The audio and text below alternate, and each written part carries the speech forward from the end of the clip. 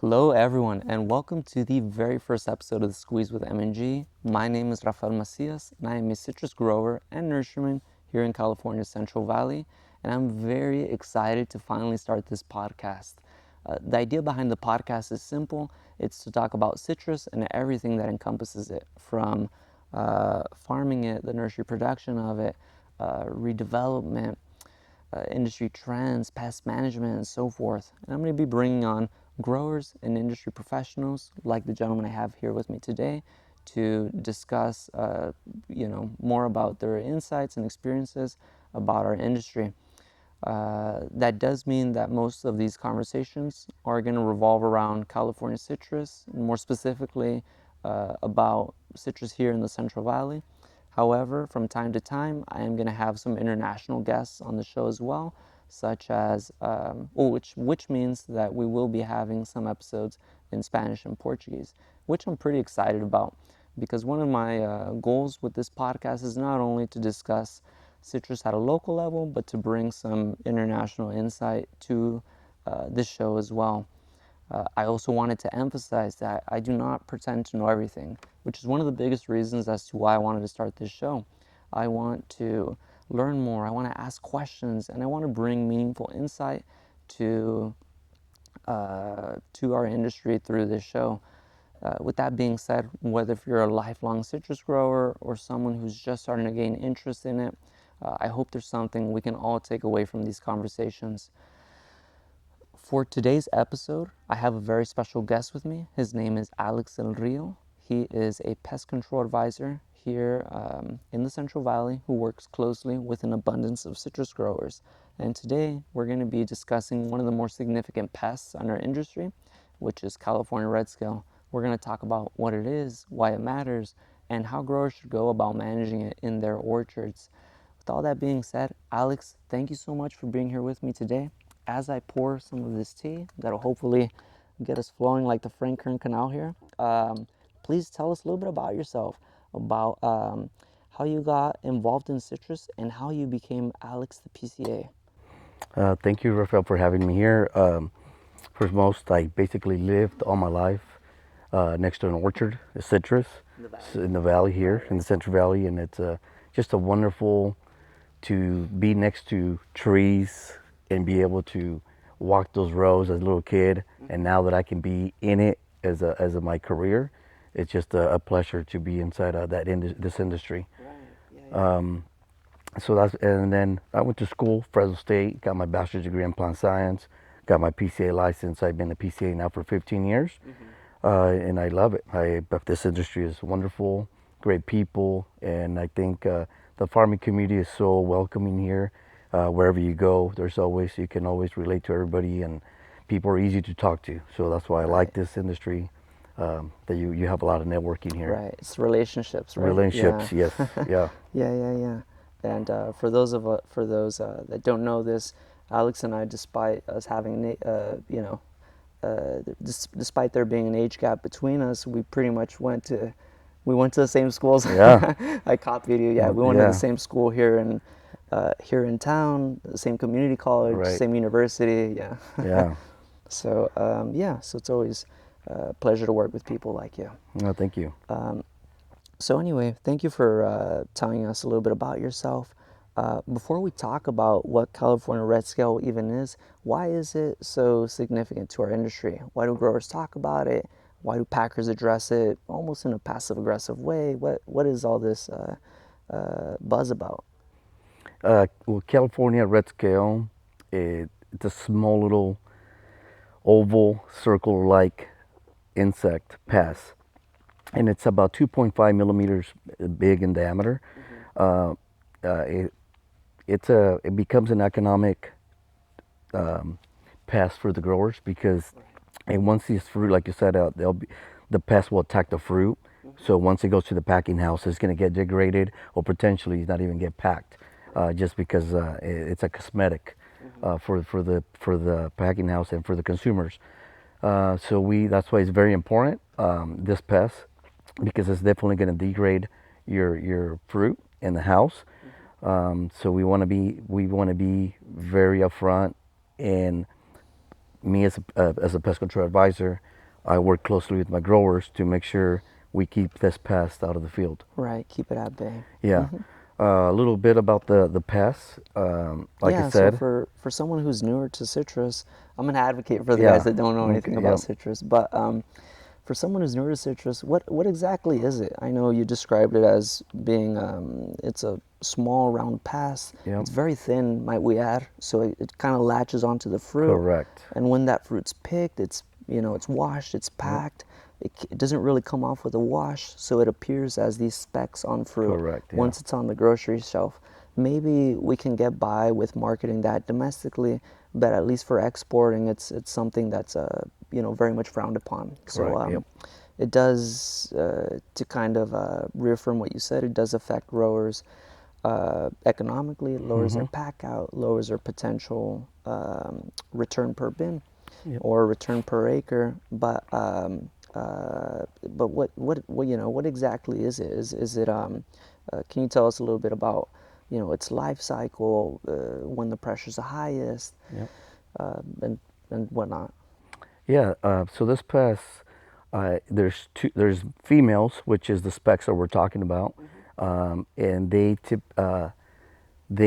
have typically 4 to 5 generations a year, and it all depends on your temperature, degree days that we call it. And for the most part, here in the Central Valley, we'll have 4 generations. Every female can potentially lay between 100 to 150 crawlers, and those are the eggs, Oh, and they'll wow. hatch out. And these crawlers will come out of the female. The female is made out of waxy layers. They'll come on out of it, and they'll start moving till they settle.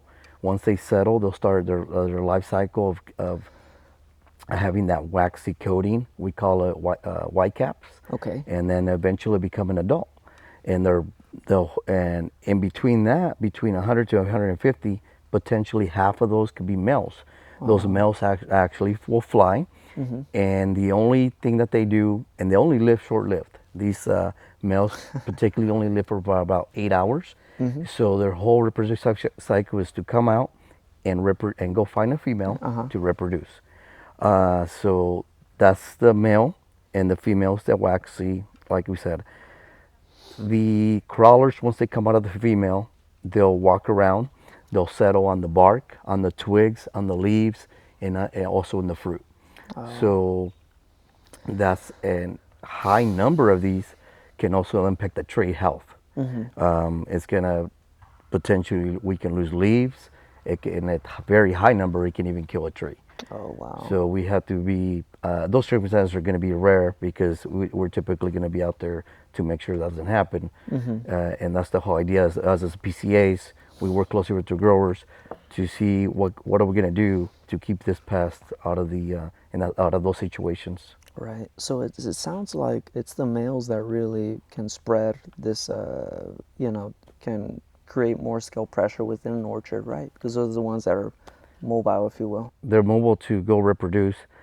Now, a little bit about the scale. Besides the crawlers moving out, there's other potential ways that the scale can spread out, and that is typically by either mechanically.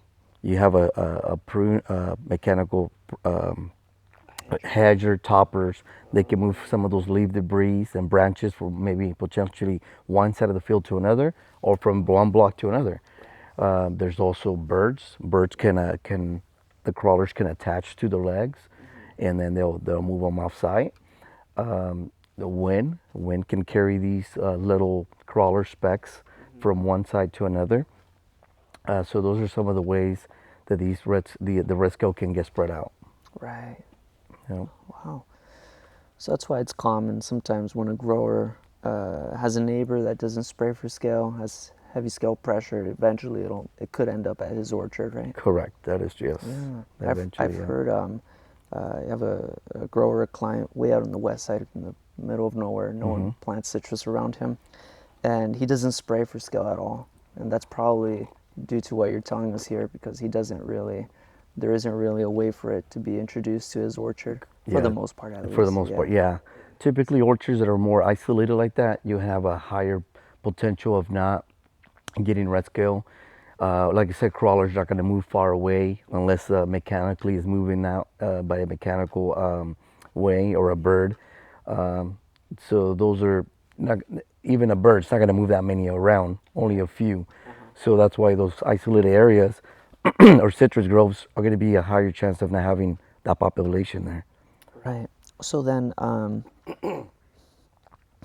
so when you're evaluating a ranch for California red scale, what are the first signs that you look at? How do you monitor for it? How do you kind of go about identifying it first? Yeah, so I walk into my orchards, and I typically like to see the northeast quadrant of the tree. Right. They like that northeast quadrant. That It's a little shady, shady yeah. area, away from the sun. Uh, you go inside the canopy, see the leaf structure, see the leaves, twigs, and the fruit to see if you see any of the specks. Right. The females. You're typically not going to see the males out there flying. They're very small. For that, we do use a pheromone trap to trap the males. That kind of gives indication too. Having traps out there indicates us for us because the life cycle says there's 50% of the offspring are going to be males, females. So if you have a high population of the males in your trap, you're potentially going to have a high population of females. Yeah. But Okay. you have to kind of read both observational in the field and also by these traps that are going to help you out Yeah. judge what you have in the field. So then for a PCA like yourself that covers a lot of acres with different areas, it's almost more efficient or, no, not more efficient, but it's a bigger indicator for you, right? To look at that trap. If you see a Yeah. nexus of males, that means there has to be scale pressure in that area. Yes, you have a Yeah. higher potential having that And then those maybe you build conviction behind that by saying, oh, yes. shoot, there's a bunch of Yep. females too. Yeah. Yeah, right on. So then once you, okay, so then once you find that there is some scale pressure, what are some of the tools that growers could use to go about managing it? And I'll start Okay. off with the more obvious one, which is spraying. There's all sorts of angles to it. Yeah. Because there's growers that spray, and there's all sorts of other methods that we'll get into right now. Right. But to spray, how does that work? Why do growers opt for spraying? So that question I'm gonna kind of put in. We us as pest control advisors, we like to use IPM, integrated pest management. So there's different ways of what you're gonna do in the field depending on of your population of the red scale. As I'm scouting, I'm also scouting for beneficials. Having a good beneficial population in the field is gonna keep that red scale under a threshold where maybe potentially it's not really hurting that much the economic level for the grower, and we can and like I said, we have to verify what type of situation we have in a block by block case. So we got biological control. We also can. I'm also looking the the canopy of the tree, cultural practice that they're doing for that particular block, is a well open canopy. The more they open the canopy, they're suckering, pruning, topping, hedging. You're gonna keep more sunlight inside that tree and keep less of that pressure out of that field. So there's a cultural practice there. Now we have an insecticide, insecticides to control this pest, and then there's also pheromones that we can use to mitigate the mating. Mating disruption. Yes, mating disruption out there in the Okay. field. So those are kind of the ways that we can go about. Yeah. So for I think cultural practices are, as growers, we don't have so much of a control as to how the fruit's marketed. So it's best for us to find how to pinch our pennies. But I think pruning is very important. Opening up that Yes, canopy doesn't absolutely. really, like you said, it doesn't give the scale really a place to hide at that point. Yep. And if you do have a issue with scale and you prune well, it's easy for you to spray and get that insecticide well within the canopy of the tree. Yep. So can you tell us a little bit about spraying? To my understanding, it's better to spray a higher volume and to spray slow, if you will, to get better Yeah. coverage. Do you find that to be true? That is correct. These scales are going to be in between cracks and crevices in the calyx of the fruit and the leaves, twigs. So the higher volume out in the field with water and the insecticide, you're going to have a better chance of getting that contact to the pest. And typically, too, these insecticides, a lot of them are growth regulators now. We have to get them at a specific timing when the crawlers are out, or when they're white cap, barely going into when they're settling. That's the most best time to giving a better application of the insecticide, giving a higher efficacy of the chemical. So a growth regulator, does that mean it kind of stunts them in a more juvenile phase of their life? So it keeps them from going from molting from one stage to another. It disrupts their life cycle, going from one particular crawler to a white cap. It disrupts their life cycle, going from one stage to one stage to another. Yep. What uh, how heavy are guys usually spraying, especially on, you spray, I mean, you have a lot of growers on the east side. I know Yeah. there's old trees out there, maybe Correct. taller than these greenhouses.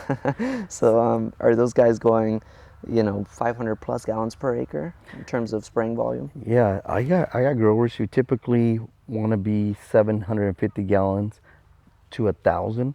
I got a couple growers who actually go 1,500 gallons an acre on these very heavy, big trees. And a grower understands the importance of coverage. And you know what? We have very good control. Good results. So good, really good results. Good. So And spraying at night too, right? spraying at night. Typically you at night, because you typically are using some oils with Yeah, it. could be a little hot. So it could be a little hot, so you want to do it at night. And you give it the chance of the chemical to be better out there in the field. You don't want the heat to radiate that chemical. Right. So you want to do it at night. Right. So you get the best uptake. It's just Yeah. For those that have never sprayed, it's just torturing though, because you're spraying, you're yeah. driving at 1 mile an hour in the 1 middle hour of the an hour, night. And yes. You're trying so hard to not fall asleep. Yep, absolutely. Yeah. But right on. Good deal. So something that's become more common over the past 5-10 years, I can't remember too well when this kind of all started. It's pretty popular now, is using, I'll start first talking about pheromone tags. It's these, people call them tags, people call them earrings, people call them whatever you'd like to call. I've heard people call them, like, at least in Spanish, Spanish is, our Mexican Spanish is so colloquial, but people even call them cards. Yeah. But it's these tags that are placed within the canopy of a tree, and that helps, to my understanding, disrupt the mating cycle of California red scale. How does that work? So these tags you're saying, yeah, correct. They have a pheromone, the female pheromone inside these tags. Okay. So if you put them out there in the field, and a certain amount of product in the field points, they're emitting this pheromone. So if the males are flying around, they can pinpoint the female, because now that massive pheromone of that female scents everywhere, so they can't They're directly. going nuts. They can't even yes, find the gals. Yeah. So they just kind of go. They can find the gals. They're going Yeah, all around and they'll die trying to in- find for it, and they their die in life the process. cycle is only 8 hours or so. Yeah. So in that time frame, if they don't mate, then they're done. Sure. So that's the whole idea, and it's very, like you said, more and more growers Yeah. are we're doing it, and we're seeing really good results. Seems to be, because how we talked about with that spray, it's very slow. That means it's very costly as well. Correct. Yeah. So putting on pheromone tags, maybe we don't have it budgeted out, to an exact point where we can talk about it here on the show. But it does seem to be more cost effective than spraying, if you will. Would you Yes. say that? Yeah. Yes. I can say so, that for sure. Yeah. Okay. Yep.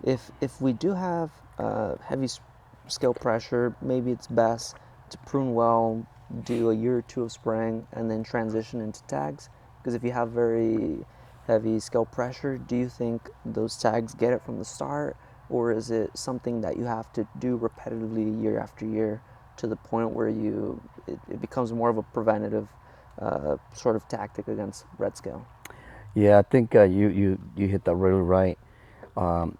block by block difference. If you have a high population to start with, you definitely have to use some ag chemical insecticides to get that population down.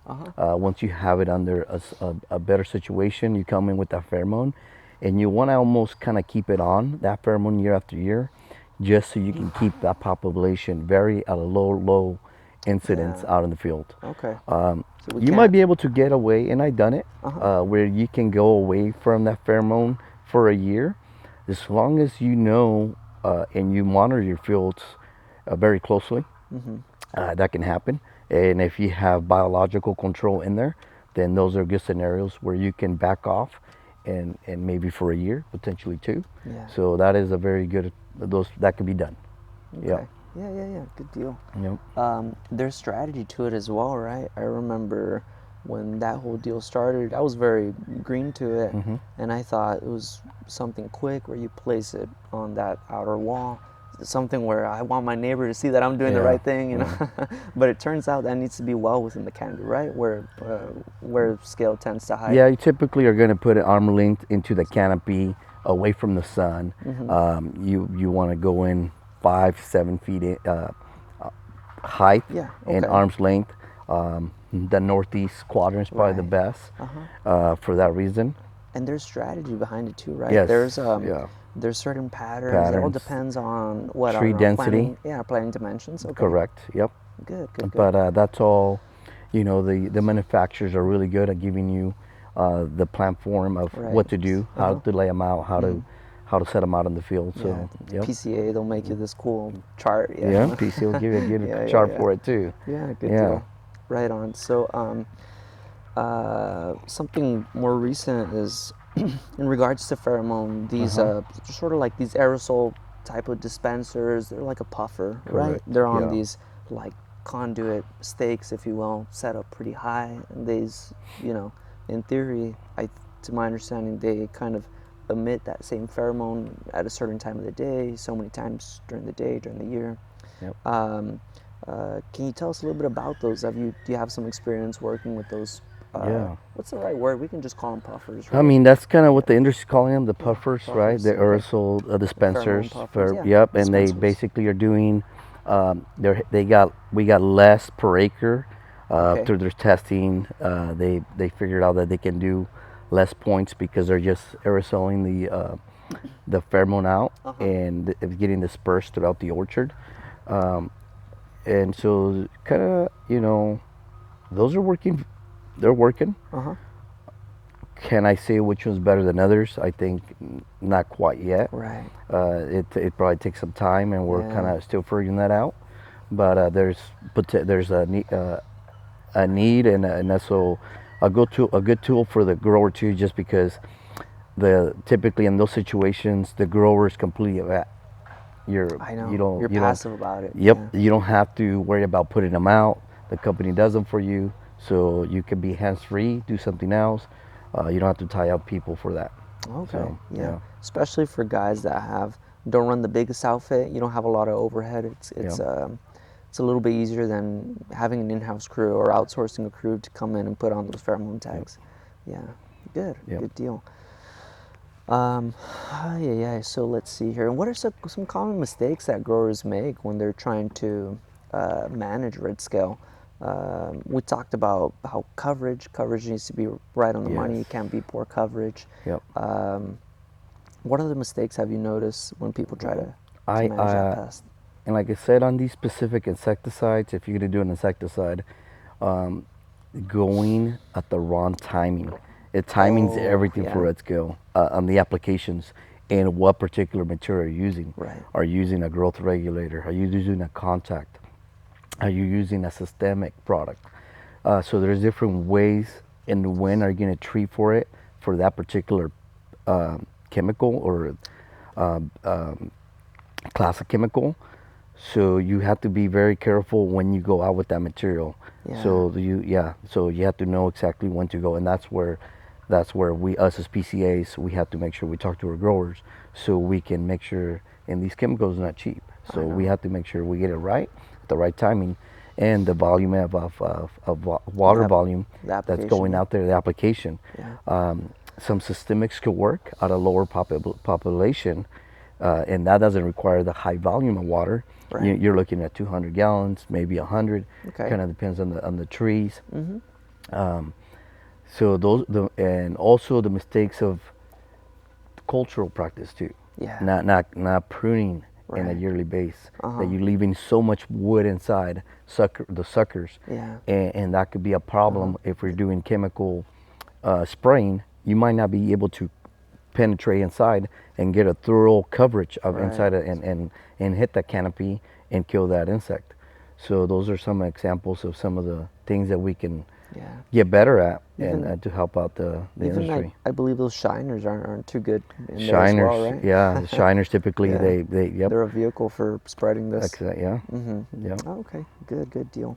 So, without Alex, without calling anyone out, without turning this into an episode of Jerry Springer, can you think of a time a grower had a more serious issue with red scale and kind of turned that around?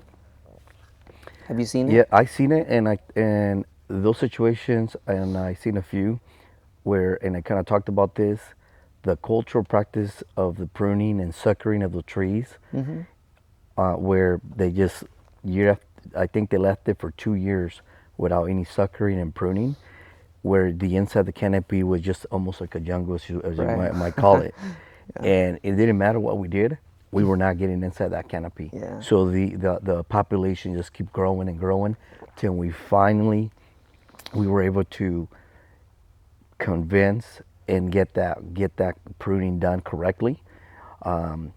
And now we open those trees, and we were Yeah. able to come in there at the right timing, and we got it right where for the next 2 years we limited the pests Right. just by doing something as pruning and suckering of those trees, corrected that problem. So yeah. Okay. Yeah. Good. Even like that ranch over there in Exeter we have, I feel is a good example of that as Yeah, well, right? yeah, Where we took on that ranch. It had a lot of scale. And we've been spraying it, and we yeah. started doing the tags, and it seems like we've been just okay with the tags these Correct, past few yeah. years. But like you said, we looked at that ranch when you guys got it, and we saw the population out there. We mitigated to spray it first, which we did. Brought the populations down.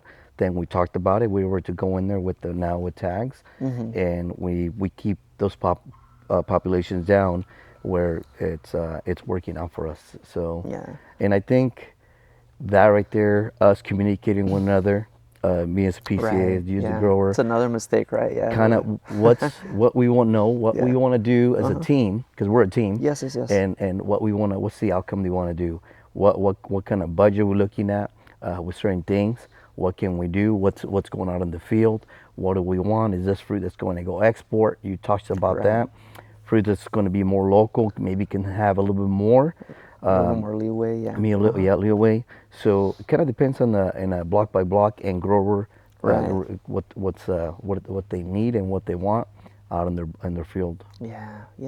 So then that block that we talked about in Exeter, they're very old trees. Do you find for scale to be more of an issue in older, bigger trees, or can it be prevalent in smaller orchards as well? Younger orchards, I should say. I mean, younger orchards typically you're going to start off fresh. Right? You're planting. Yeah. You get a few years. If you're right next to a potential orchard that has it, it can move in. Yeah. So and introduce, and it can introduce not only for but the neighbor, like I said, mechanically. You get a even people. They're out there pruning. Then you get Yeah. them next door. They bring a little bit of debris over. So slowly it's getting introduced into that new orchard. For the most part, if you that new orchard, you do a good cultural practices with pruning. You keep an eye on this and keep those. You might be off for X amount of time, 6, 7 years of no pressure whatsoever. Right. So kind of So it's case by case. case by I case. I shouldn't ship out these trees and with a tag on them, right? No. Yeah, typically that's not going to happen. You're in an enclosed facility. Yeah. You're not going to have that. So yeah. Okay, right on. Good. So, before we kind of wrap up here, I'm trying to think of other things that we're missing here. I think there's all sorts of angles to it. Oh, I hear yes. some guys, they'll say that they don't like to use pheromone tags because the pruners could knock them off. If there's late fruit on the tree, the pickers could knock it off. So they spray every year regardless. There's some guys that say, I want to use the tags to save that money. And they feel confident enough in saying, I think that tag will stay on the tree throughout the year, throughout that season. There's guys that say, I don't have the overhead to have people putting on tags. I don't want to spray at night. I'm going to have my PCA, bring out it's like a third-party vendor or maybe like an in-house vendor that'll come in and put in those dispensers, those puffers that'll emit that pheromone. All sorts of angles to it. Right. There's people that just rely heavily on cultural practices. All sorts of angles. But that's what's exciting about something like this. We're discussing each and every strategy, and there's much more that we're probably not even discussing here. But many different approaches that you can discuss with a PCA like Alex Del Rio. So, Alex, before we wrap up, what's something about California Red Scale that you wish more growers would understand? Not understand, but would be more aware about. That California Red Scale is something that we really have to keep a good eye on. You can't let it go. It can become a disaster for the grower economically in that first year. And if you let it go, it's gonna shut down your block from production. And so you really want to keep a really close eye on the California Red Scale, what kind of populations you have, and just be very adamant as keeping it at a lower threshold as much as possible. To avoid playing that catch up later on. Yeah, right? you don't want to play catch up. It takes a while to catch up, and it's going to cost you more money by doing that. Yeah. So what's tough about farming, a lot of guys, they'll say, I'm not going to prune this year, or I'm not going to spray for this, and then it kind of it becomes a bigger problem later on. It can, yeah. And sometimes not everybody, for whatever reason, maybe can afford this year to prune, but you just have to know there's other things that come from that. Right. From that. And right now we're just talking California Red Scale.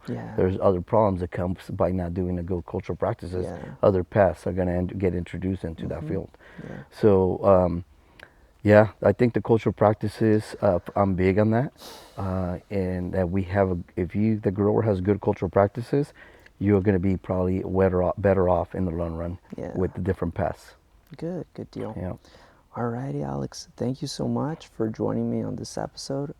Thank you for having me. For all of those people listening, Alex, he's one of the best out there. A great PCA that I would recommend with all of my heart to anybody that's interested in getting some advice from him as a PCA that works with citrus growers. If you'd like to connect with him, please reach out to us. We'd be more than happy to bridge you with him. With that being said, thank you so much for listening to this very first episode. It may have been choppy, it may have been a little bit awkward, but hopefully episode after episode we'll get a little bit better. And Alex is definitely going to be a guest that we'll be having in the future as well to discuss a different topic, or maybe to add another layer of context to this topic.